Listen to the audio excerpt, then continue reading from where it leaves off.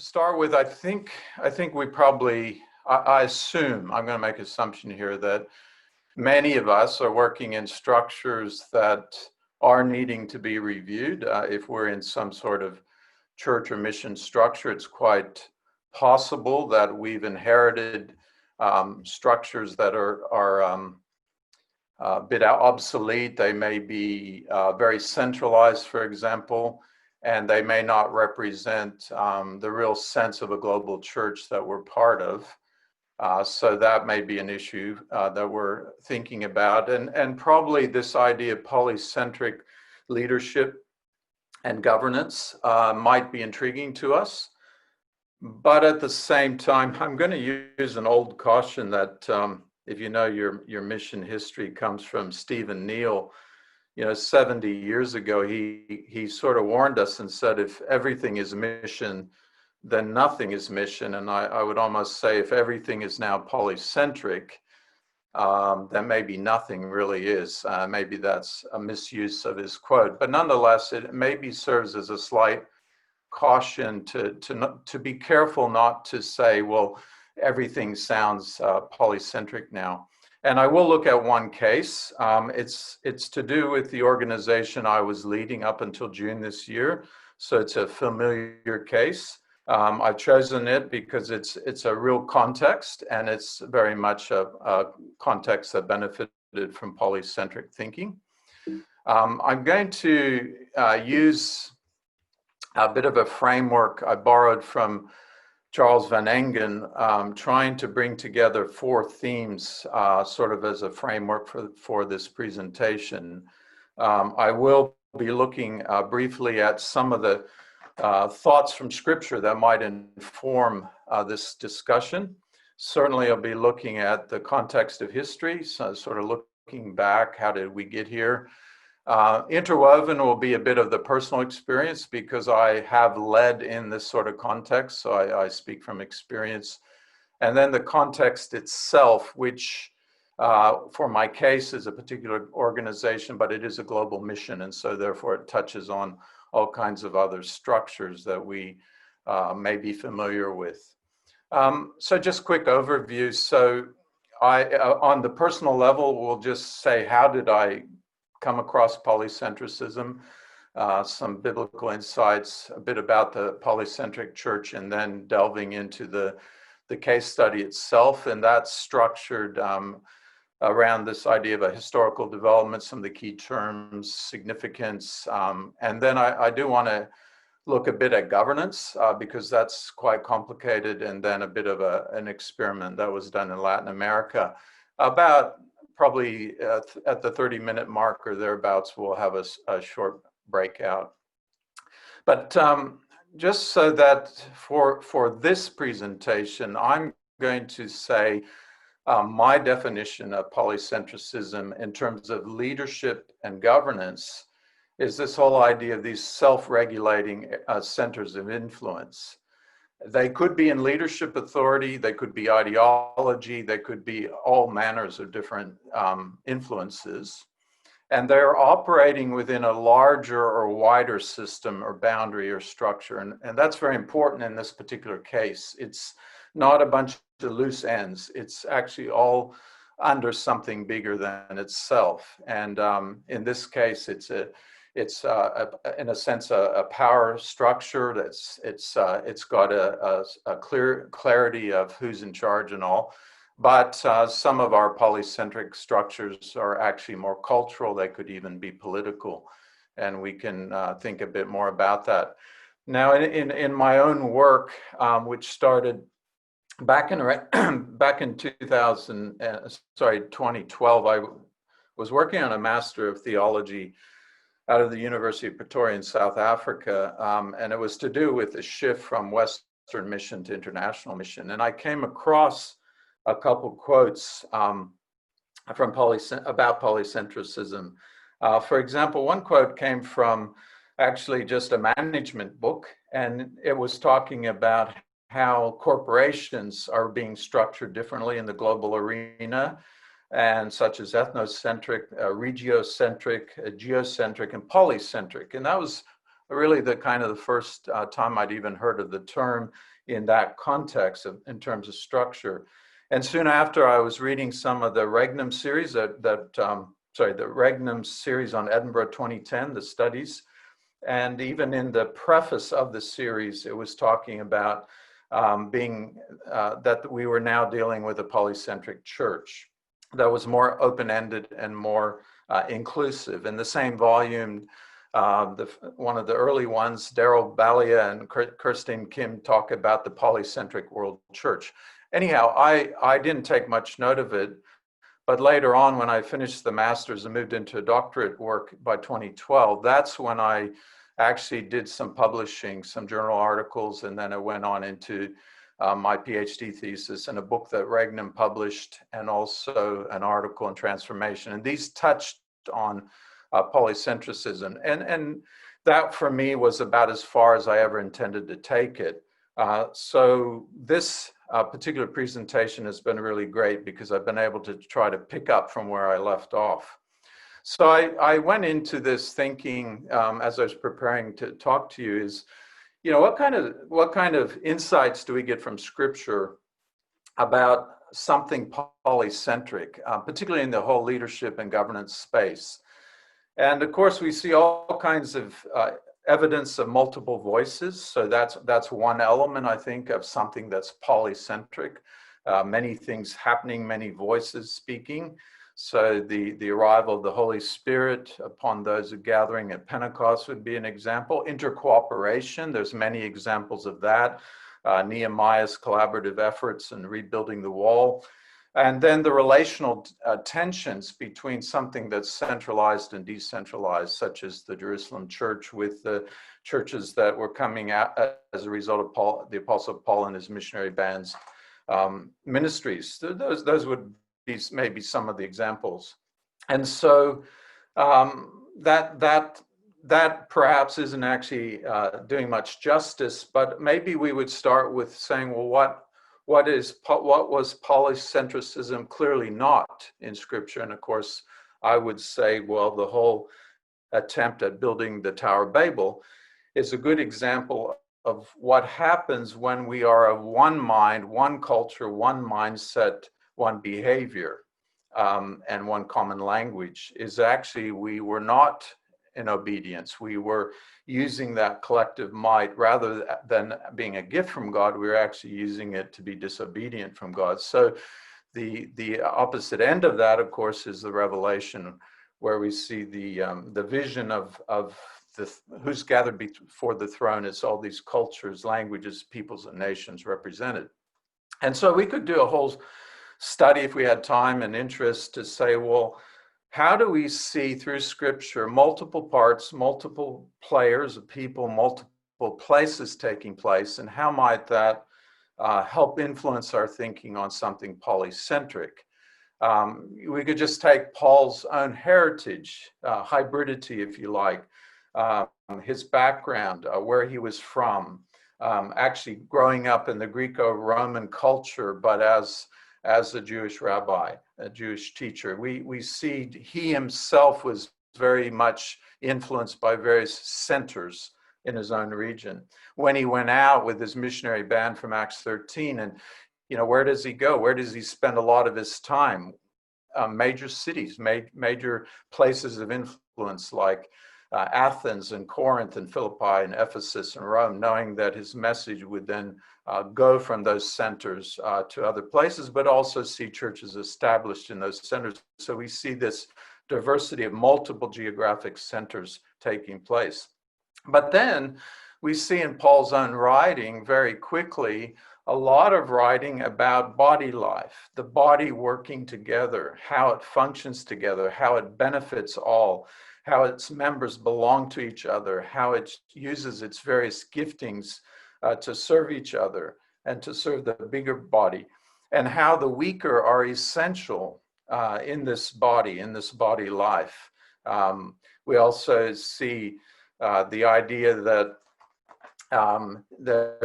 this body is to be harmonious, but that's also to be telling the truth in love. There's to be transparency. It's sort of taking us back to Proverbs that, we need to share the truth in love because we sharpen each other's character when we're honest with each other. So there's this idea of even being constructive in our criticism from different voices and players. There's unity in this body. We are to agree. He wants Eudia and I can never say her name right, but Syntyche to get along properly. They had been getting along and now they're not. And Paul is good at naming different people and often in different places. And so we get this idea of multiple people, multiple parts, multiple places. And so maybe that helps us think a little bit about this idea that there are many rather than the one. If we move now to the idea of the global church as a polycentric church, I think Kirsten Kim captures this very well back in 2009, but actually Tino speaks about it much, much earlier, as early as 1993, the polycentric nature of Christianity. Charles Van Engen picks it up in 2006, talking about pluriformity and polycentricity of the church. And then Christine Kim in 2009, where you see the quote there talking about the three different kinds of centers of European Christianity. J.R. Woodward picks it up in 2012, and Joe Hanley talked about J.R.'s work. J.R. was actually influenced by another sociologist, Suzanne Moore, who was looking at circles of leadership within a system.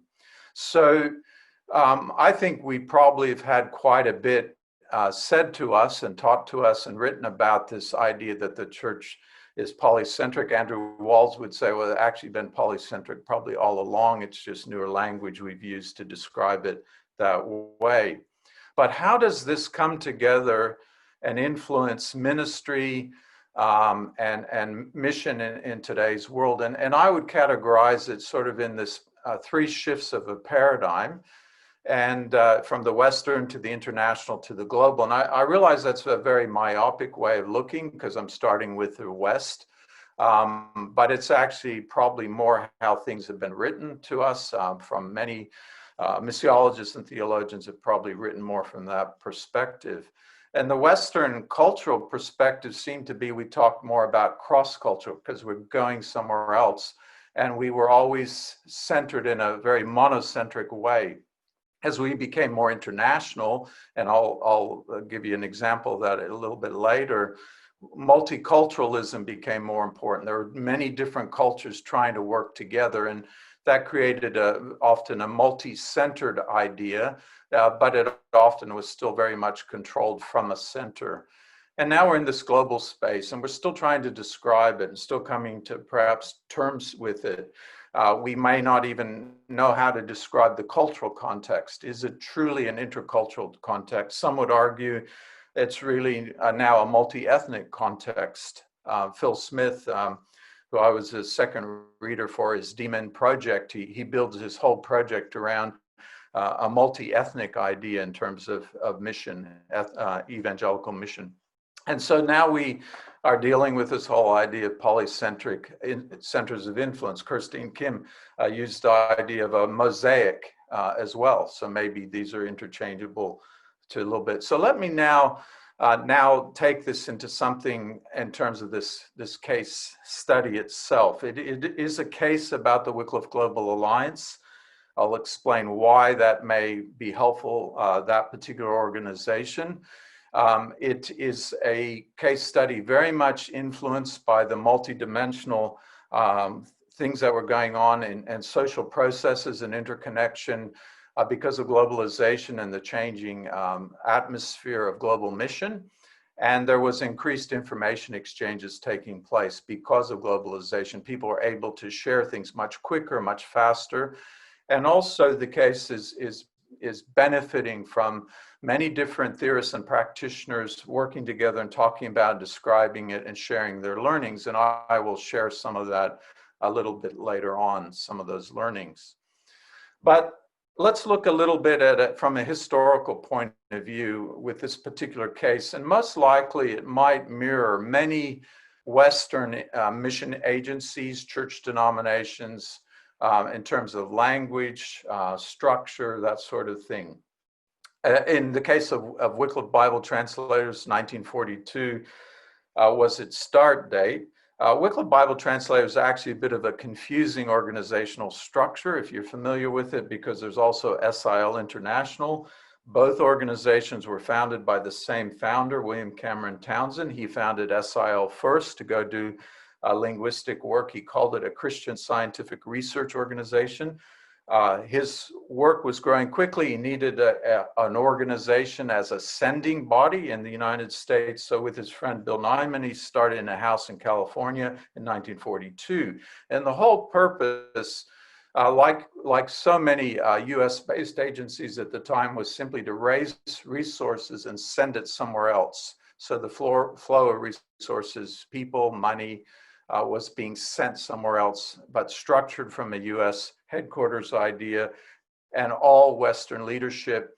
And I'm actually in the middle of a historical project for Wickliffe, and all the leadership was men, even up until 1979. All the top levels, all the way down to even mid-management, were all men, Anglo-Saxon men, mainly from the United States, a couple from Europe. So that's that first phase of this organizational shift. But then you get into the second phase, where it's clearly becoming something international. Again, not necessarily by design, but more by a pragmatic response. There was a need, the need was being met. The way it was being met is that this US-based organization was setting up international offices in Europe, Australia, New Zealand, and these were called divisions. They used the military word from World War II, post-World War II. It was that way of thinking, and these were all subsidiaries controlled tightly from the US headquarters. And again, there was no shift in leadership. It was still Western, and by the early 2000s, there was never more than one or two, maybe three women. That included either on the board or on the international leadership team.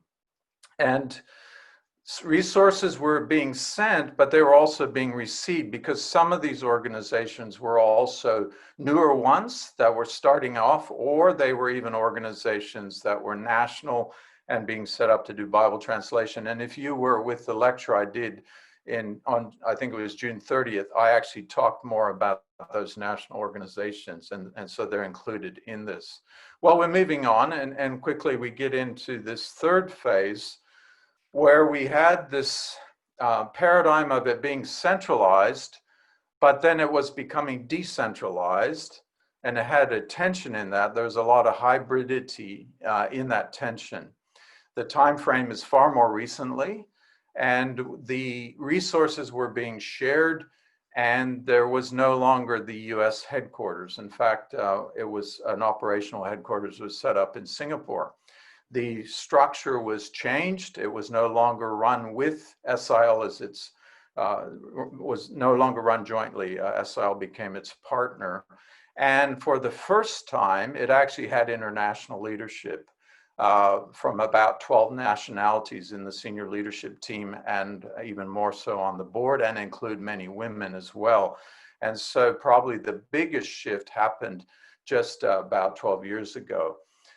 So now, and the reason for the shift, the missiological reason, was that the church globally was showing interest in this particular ministry. It was showing interest in wanting to become involved, and it was trying to find out ways that it could do that. And Wickliffe, in response, was trying to change its structures that would allow these new organizations that originally were called partner organizations to be part of this structure.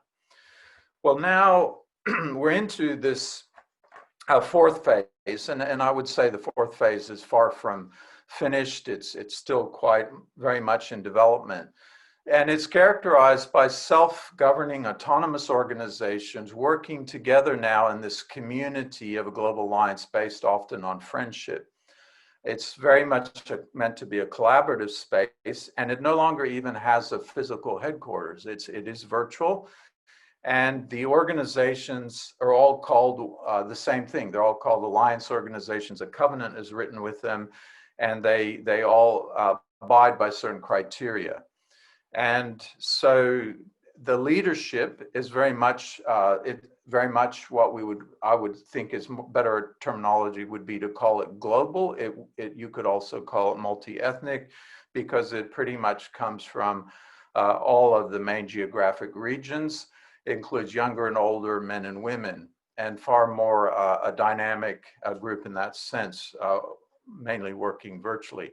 So that sets the context. That gives you the quick history so that you know where it's come from, and then why, what is it grappling with and why. Along the way, an interesting development of polycentric development was in the listening to each other.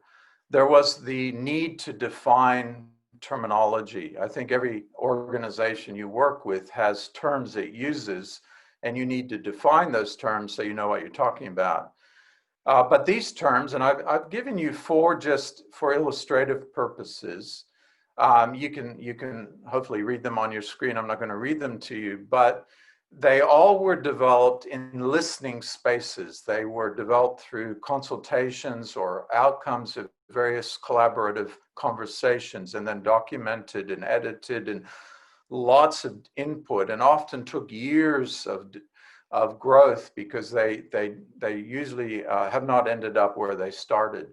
But what you see in them, if you just see these words: collaboration, stewardship and generosity, friendship and community, even third spaces, these are very relational.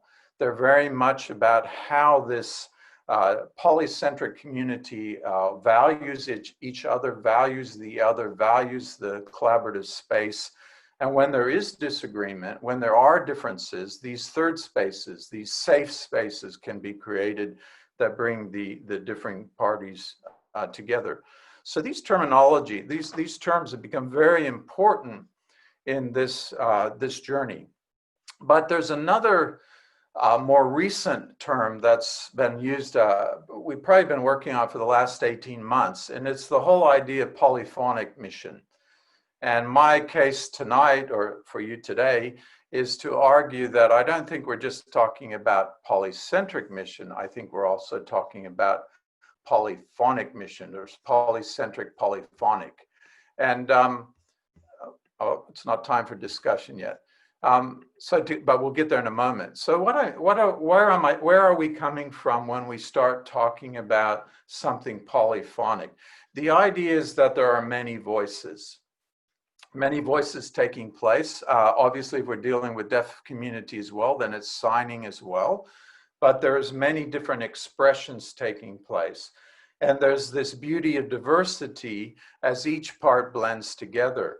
We discovered a lot of different metaphors, cultural metaphors, that maybe help us understand this. One would be the African polyrhythmic dance, where the movement can begin anywhere in the person's body and in the group who are dancing together, and then move and flow through and create this real harmonious effect.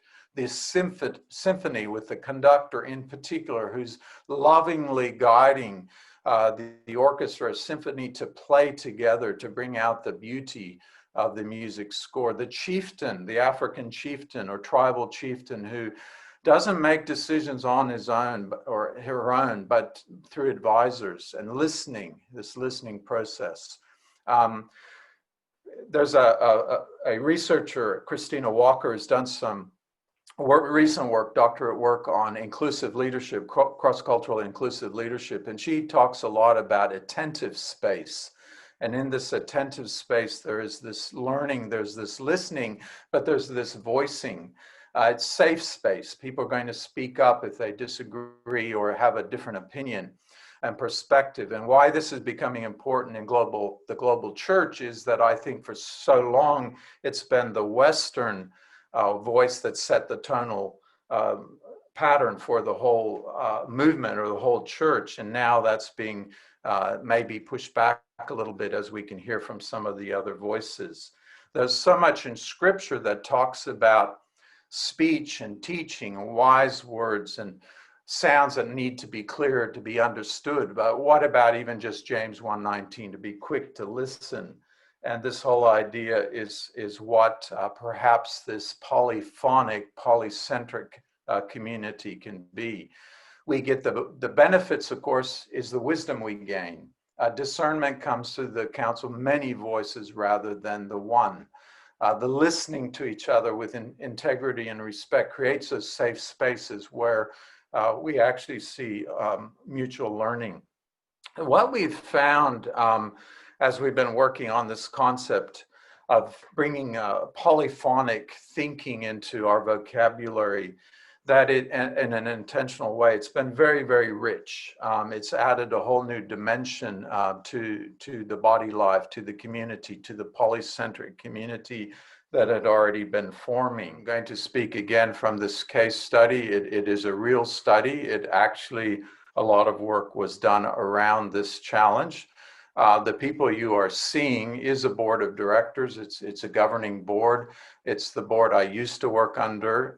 It has since changed a bit, and of course I no longer work under them, but very much an intercultural board.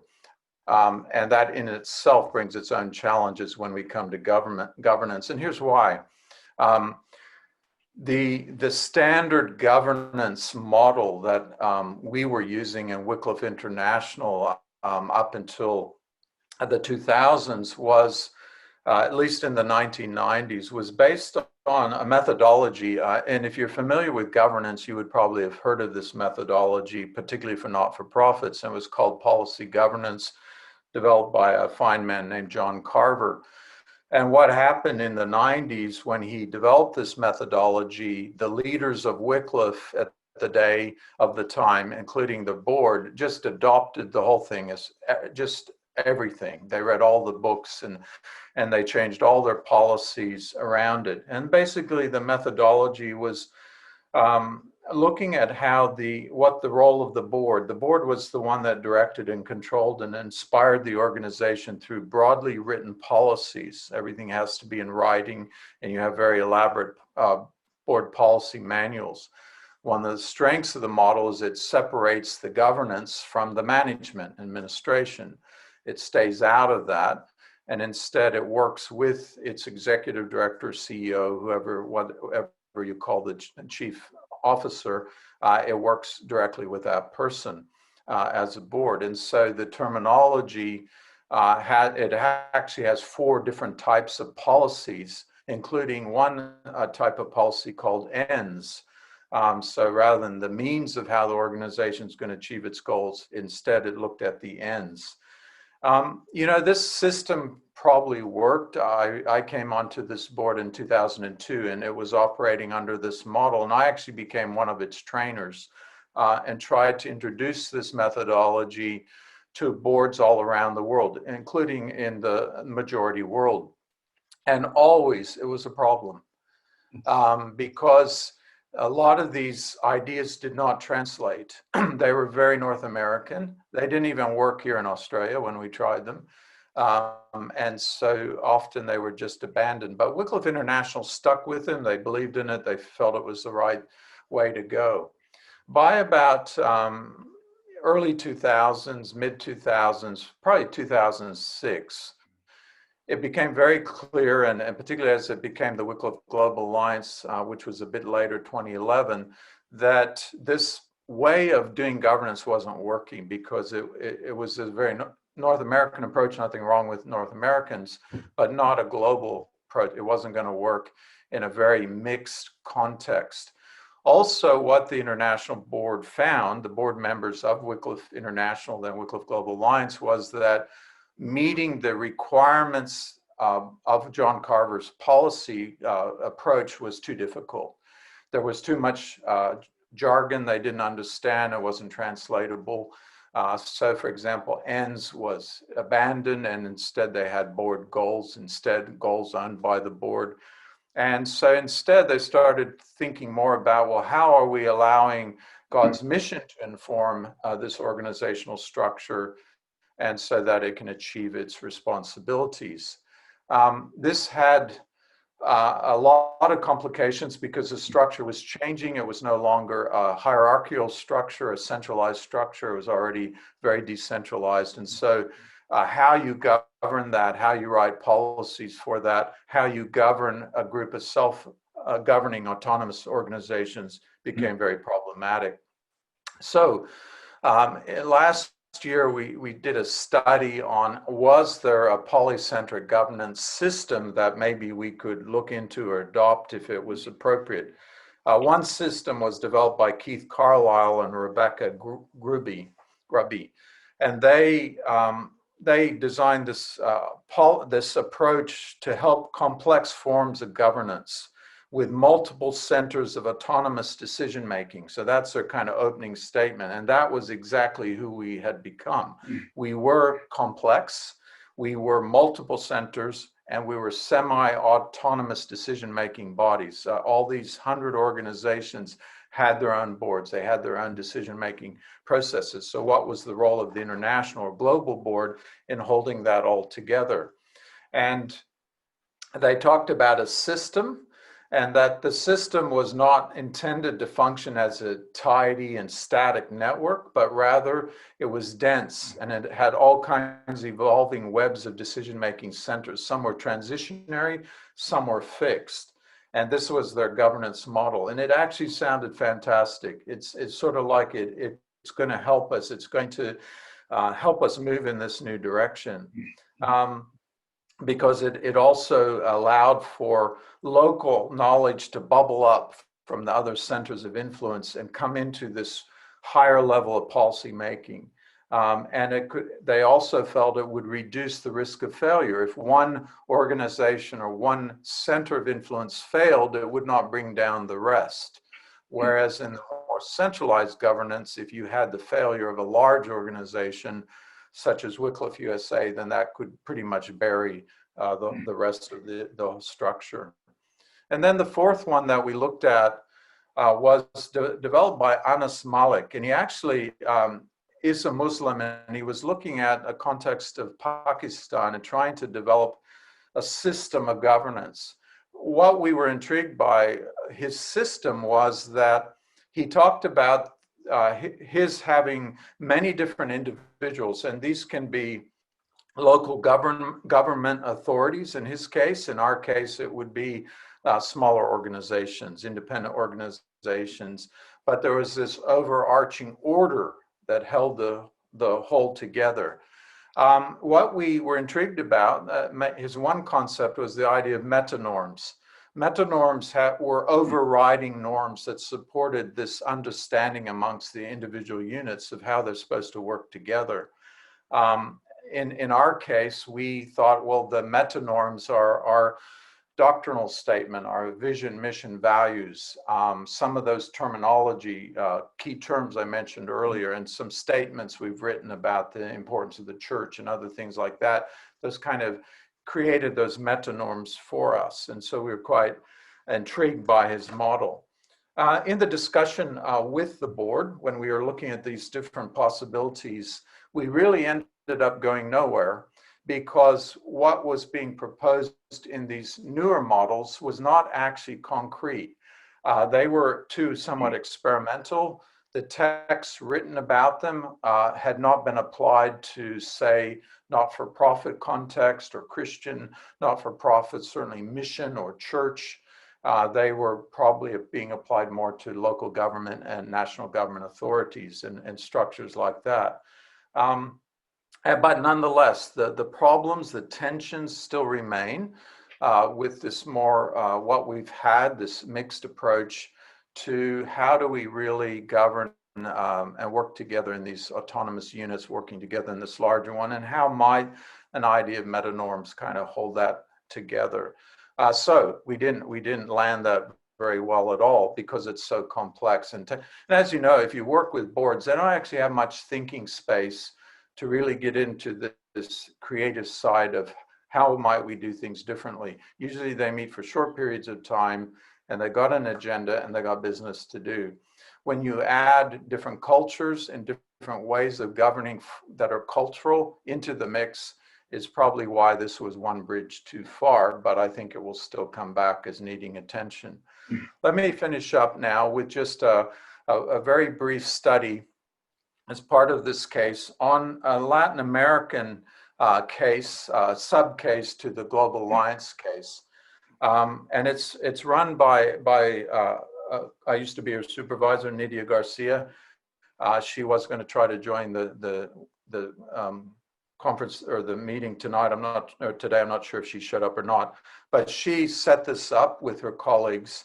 And the whole idea was to set up these mesas in Spanish, these dialogue mesas or roundtables. And these would be in individual countries in Latin America where there is still Bible translation needs, or maybe where the church could be more active in sending and supporting and participating. And the idea behind this was that in and of themselves, many of the leaders in the organizations they led did not feel they had a voice into the bigger, broader global context. They felt they were too small, or they weren't being heard, or they weren't being valued. The mesa idea, the roundtable idea, was to create equal space. Everyone was invited in, leaders, church leaders, mission leaders, who were participants of interest into this Bible translation movement. There was terminology introduced, there was structure given, and Wickliffe's role was actually to be the facilitator because Wickliffe Global Alliance leadership was trusted. They were neutral, they didn't have an agenda. The agenda was just to get these leaders talking to each other. The experiment's been running for about a year and has run in many countries. And these are some of the, structurally, it's quite a simple structure. You have these centers, these roundtables, basically in each country, like Colombia, Mexico, Venezuela, El Salvador, etc. You have the Wickliffe Global Alliance Americas area simply as the facilitation, and then you have these organizations who are in those individual countries. The idea, first of all, is to build the trust and that local knowledge counts. Whatever's happening on the ground does need to be heard, filtered, expressed, and brought up higher up to other bodies. And so that's kind of what's been behind it. A lot of the benefits have been that new interdependent decision making was evolving because and my understanding of the case given to me by Nydia was that a lot of these leaders had not worked interdependently, they had worked independently. And so this was a new opportunity for them to sit around the table working together as trust was being built. Certainly it became very much a polycentric mental model shaping the behavior. And if you participate in these sort of things, you start taking an interest in who you're sitting with and their perspectives and realizing the beauty in mixing that all together. Friendship has formed and trust has been built. A lot of this has been documented. There's a lot of good data coming out, including their own analysis of the work that still remains in each of their countries. Nydia has said some of the challenges, as you can see there, the leaders are not used to processing this information conversations collectively. So that's a new experience for them. And then what kinds of tools and resources are going to be needed to take this forward because there's something happening.